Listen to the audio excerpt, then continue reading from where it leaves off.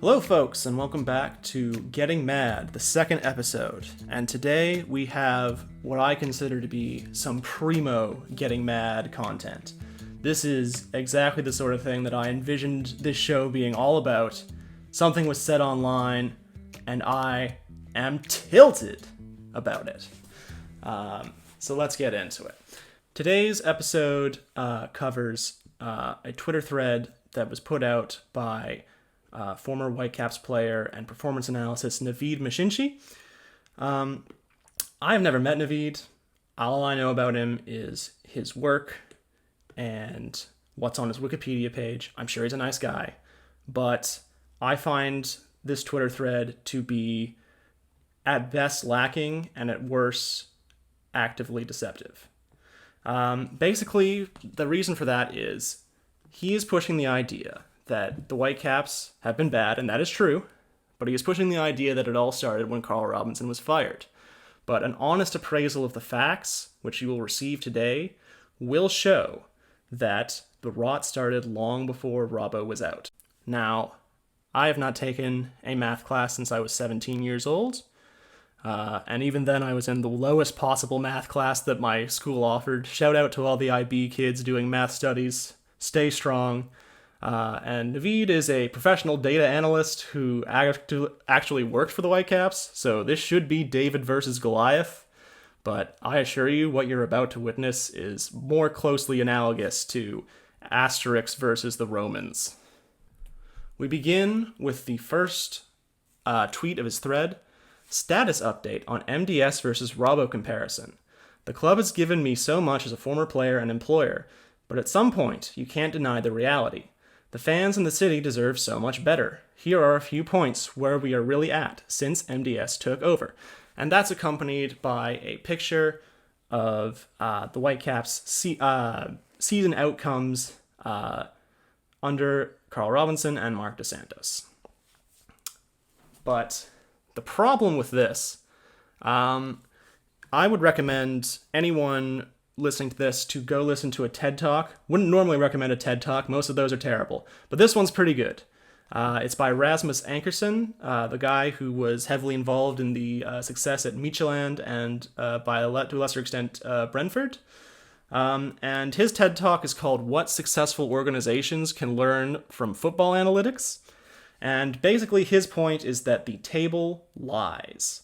Football is a random game, and over the course of the season, some weird stuff might happen. So simply looking at how your team finished in the table is not necessarily the most effective way to gauge how good they are, and we'll get into why that's important in a moment. Then the next slide, points per game over the years just shows how poor we have been in performing each season since MDS took over. Next, let's just have a look at the overall comparison between Robbo and MDS. And then he shows points per game. I gotta say, basically the same point as the last tweet, but this data viz is kind of hilarious. I don't know why he felt the need to turn this into a bar graph. You could have just typed this out. Why this is kind of a deceptive way of framing things is shown quite clearly, I think, by this chart that I made, which shows the Whitecaps season over season expected goal difference. Now, expected goal difference, in my opinion, is a good metric for judging the overall quality of a team, because if you have a positive expected goal difference, that means that you are creating more high-quality scoring chances than your opponent, and if you do that consistently, you're more likely to win. And as we can see, since 2013, which is as far back as the American Soccer Analysis database goes, the Whitecaps have had 2 seasons with a positive expected goal difference. In 2013, the last year of Martin Rennie, they were negative. First season of Carl Robinson, they were back in the positive. To be fair, Carl deserved a lot of credit for this season.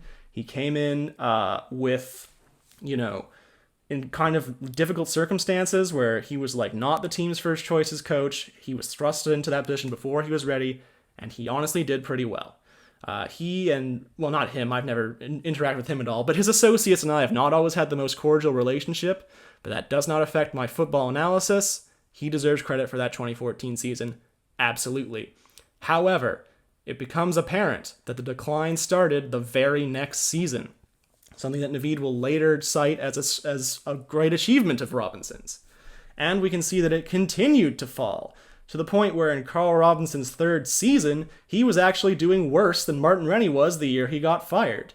If we were using Naveed's standard that if you underperform the previous coach, you should be gone, then Carl Robinson should have been fired in each of his last 3 seasons, because every single one was worse than Martin Rennie's last season.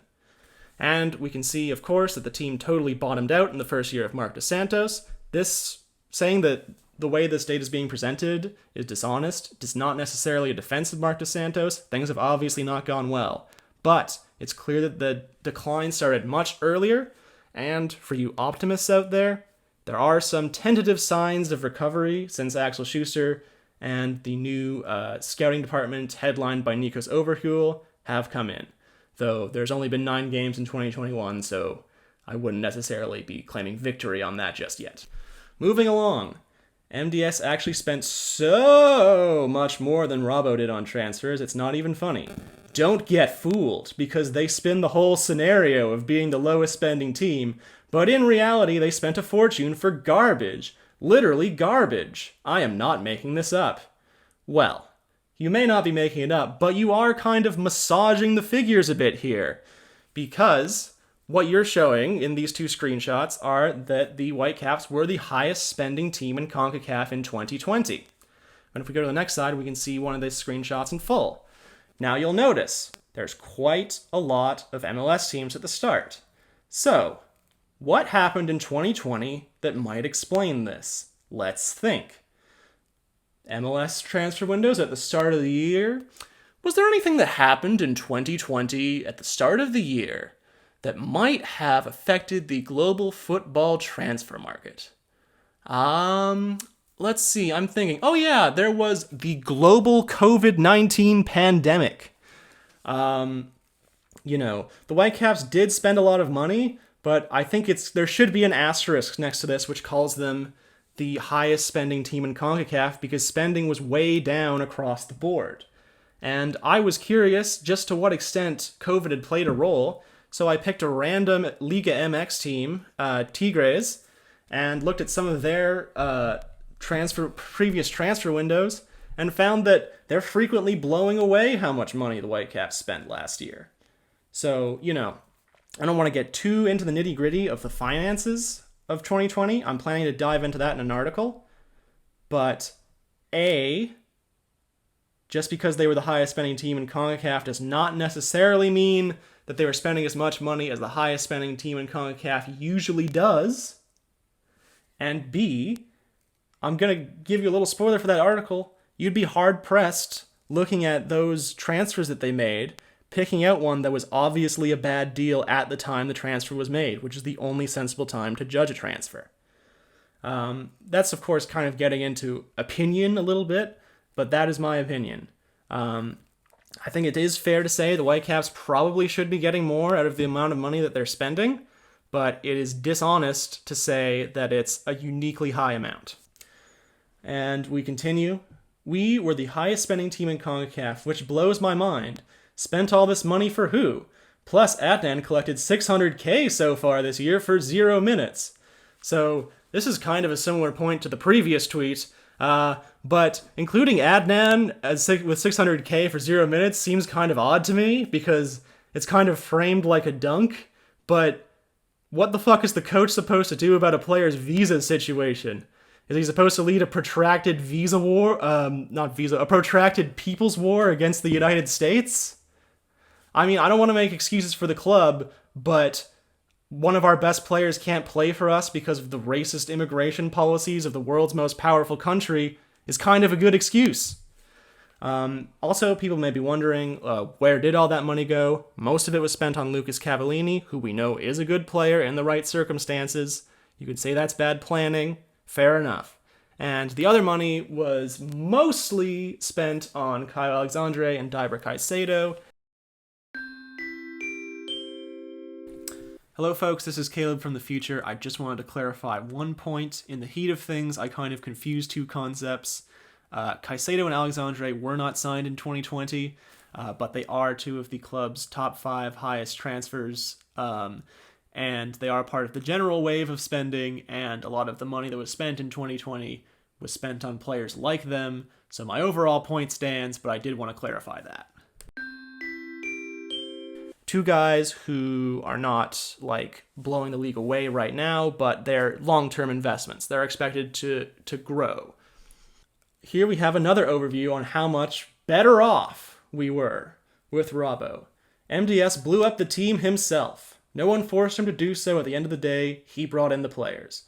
Robbo was dealing with the same owners, and not only did we make the playoffs and won the Canadian Championship, we made the Champions League semi-final. He also managed Fonzie the right way and brought millions to the club. We became 5th, 3rd, even 2nd in the Western Conference at some point. One can argue that it was a different era in MLS, but MDS had the money. Well, folks, I'm going to argue. There's a lot to unpack here. So, firstly, the idea that MDS didn't have to blow up the team. Yeah, he did. The team was old, not very good, and let's keep it real, heavily influenced by agents that Carl Robinson was close with. I don't necessarily blame Robinson for doing that. We now know the club basically had no scouting staff for a long time. If I were in that situation, I would probably go to my friends for help too.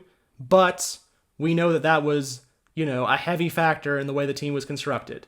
And we also know from some emails that have been made public by Glass City on Twitter that at least some of those changes were, came from above, like getting rid of Kai Kamara, that they were at least influenced from above. That the Whitecaps top guys were talking about how they couldn't change the culture in the locker room with Kai Kamara staying on the team.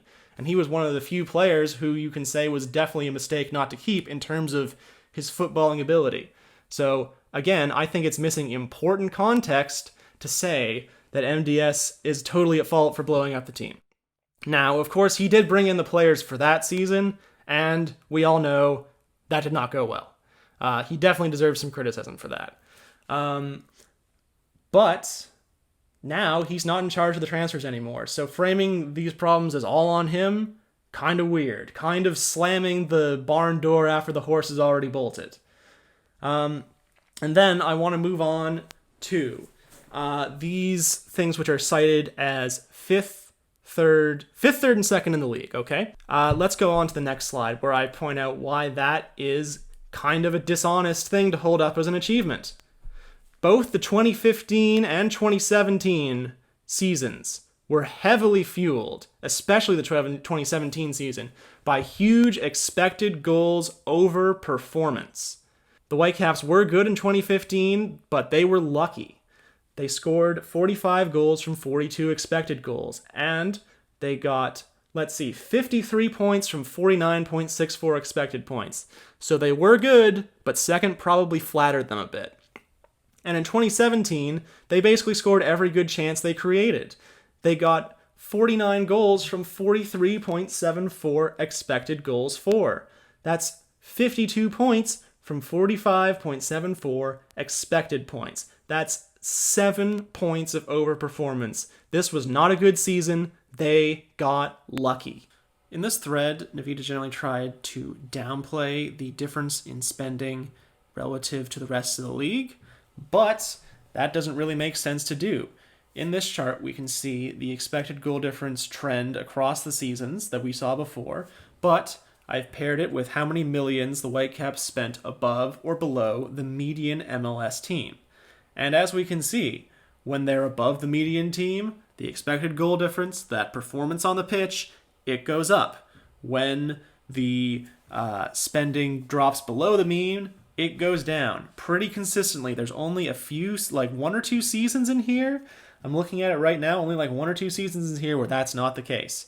Now, that clearly does not mean that Mark DeSantos has been a genius of doing a lot with a little, but clearly Carl Robinson hasn't either. Clearly, in this data, none of the coaches have been vastly overperforming their payrolls. For the most part, the Whitecaps have been getting what they have paid for. And that is, disappointing. That is a failure for a club whose stated goal, I will remind everyone, is to be the most efficient team in MLS, but also it doesn't work as an argument for one manager over the other. And we finish off and spent it on garbage. Last but not least, another table that shows how poor we just have become. We've talked about why this is a nonsense way to analyze a team already. This is not acceptable. I am just stating facts, and if I wouldn't care about the club, I would have shut my mouth, but I do. So please, at Whitecaps FC, get it together. You are on the downhill since Robbo left. It's a disgrace. What has been going on for the past 3 years. But, as we've shown clearly, the decline started a long time before 3 years ago, and it's totally disingenuous to frame it like it happened that way, if you are actually looking at the data. Now, I don't know why Naveed has chosen to do this. He did work for Carl Robinson. I don't know if that's his motivation, but this thread is a fail. I'm sorry. It's just doesn't hold up to any kind of scrutiny. And you might be wondering, what do I think about the debate between Mark DeSantos and Carl Robinson? Who is the better manager? The answer is I don't. There's more than 2 football managers in the world. We do not need to get hung up on these guys. Robinson has finished the A-League season on basically the same run of form that MDS is currently on. Neither of them have covered themselves in glory in MLS for quite some time. You don't have to worry your head about this.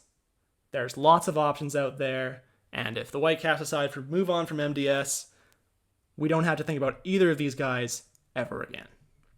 So that concludes this from me today. I want to finish off with getting mad for a good cause. That, of course, is one of the staples of this show. You want to not just be getting mad online. You want to be having a positive difference in the world. Last show, we shouted out a Indigenous charity because of all the children who were found at the former residential schools.